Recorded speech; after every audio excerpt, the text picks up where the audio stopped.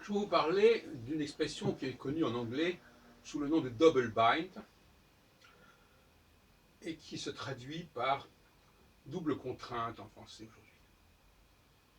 Quelqu'un qui est en double bind, c'est quelqu'un qui est écartelé entre deux devoirs, ou deux droits d'ailleurs, contradictoires. Et ça peut créer une forme de schizophrénie. En tout cas, ça crée des tensions intérieures graves. Je voudrais parler du double bind chez les femmes. En effet, on s'interroge sur les raisons pour lesquelles les femmes ne sont pas plus créatrices qu'elles ne le sont. Alors chacun va de son explication. On ne leur donne pas leur chance. Les conditions ne sont pas remplies, réunies, etc. etc.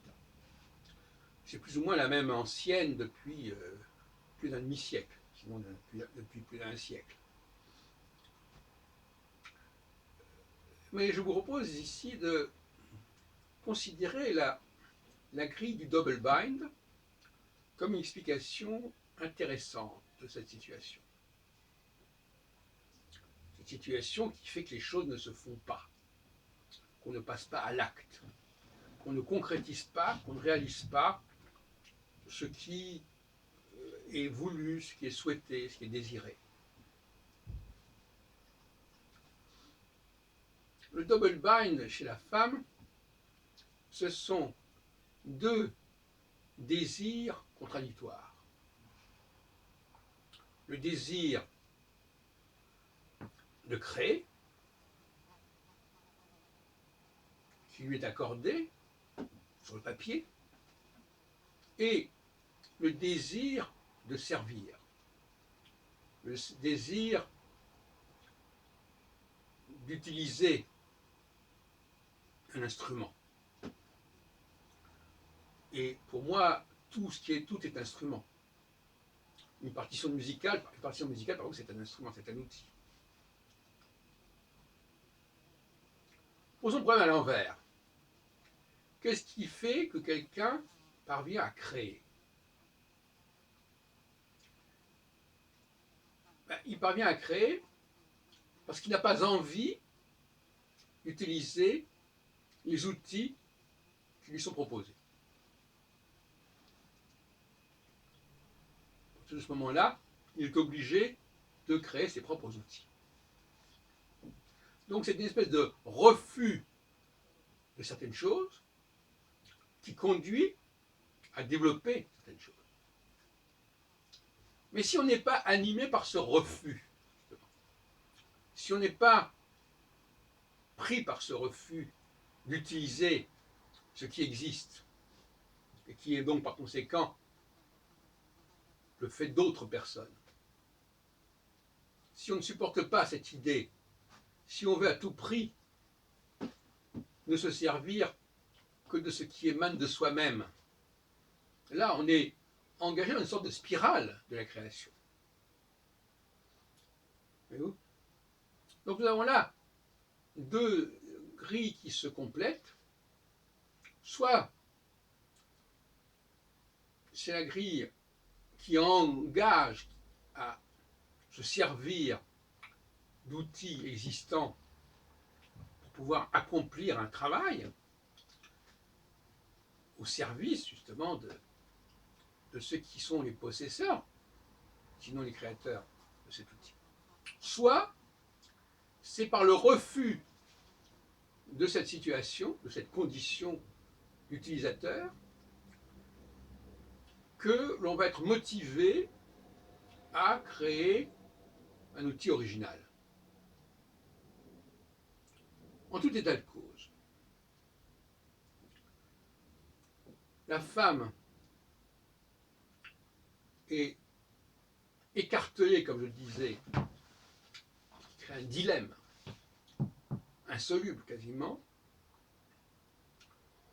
Elle veut on se serve d'elle, donc elle veut être un outil,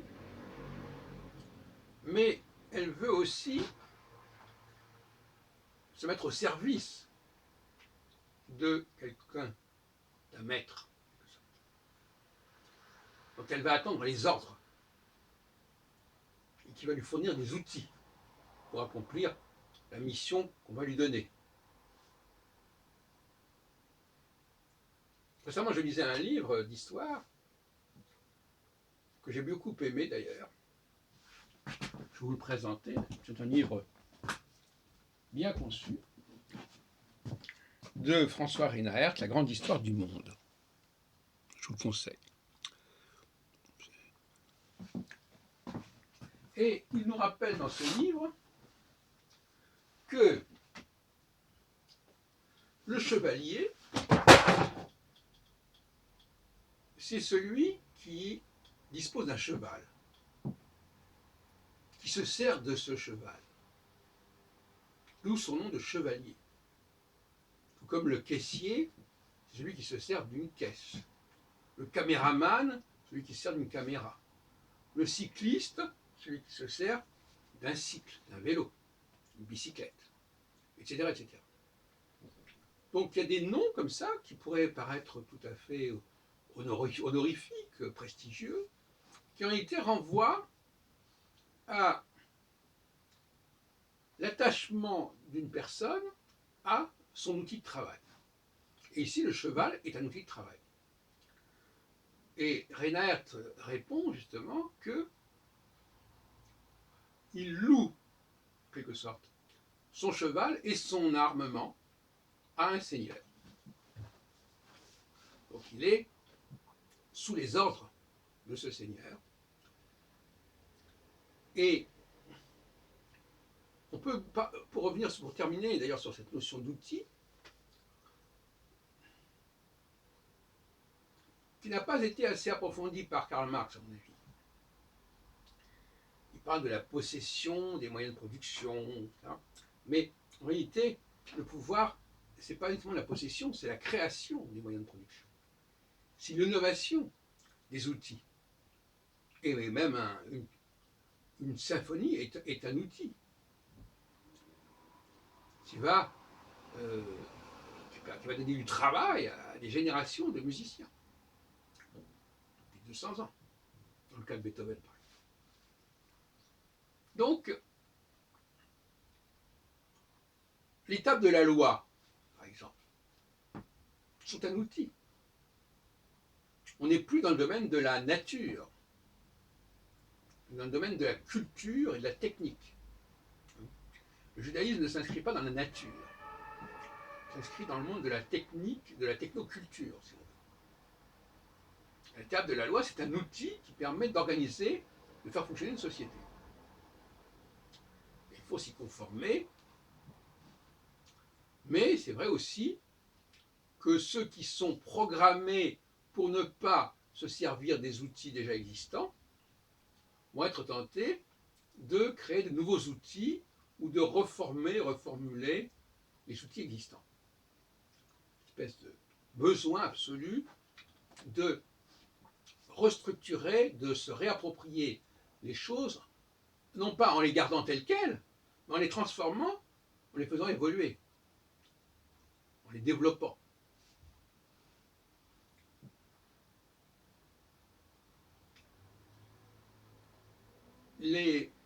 La loi, le droit, le code civil, pour penser à Napoléon, ce sont des outils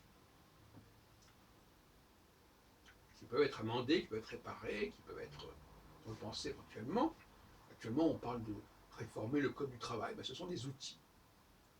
La machine est un outil, mais le code, le livre lui-même est un outil. Alors, pour revenir à la question du double bind, on notera qu'en anglais, pouvoir se dit de deux façons différentes. May et can. May I, ça veut dire est-ce que j'ai la permission, est-ce que je peux me permettre de faire ça. Can I, c'est est-ce que ça m'est possible, est-ce que techniquement, physiquement, je peux le faire. quand Obama disait We can do it, ou un truc comme ça, Yes we can, c'était le pouvoir, pas que nous avons l'autorisation ni la permission, mais nous en avons les moyens. La femme sait dans sa conscience, si on peut dire, qu'il y a des choses qu'elle ne peut pas se permettre de faire parce que ça ne lui a pas été attribué, cette mission ne lui a pas été attribuée, elle ne l'a pas reçue, et elle n'a pas reçu également les outils pour accomplir cette mission. Donc cette double contrainte, c'est que on lui dit mais faites ceci, vous pouvez le faire, vous êtes l'égal d'un homme, etc. Et puis quelque part, de l'autre côté, il y a ce que pourrait parler d'une sorte de programmation hypnotique qui fait qu'elle est, elle est incapable d'enfreindre les lois existantes, et deux, elle est presque obligée d'accepter l'autorité du maître, l'autorité de celui qui incarne véritablement, qui incarne et pas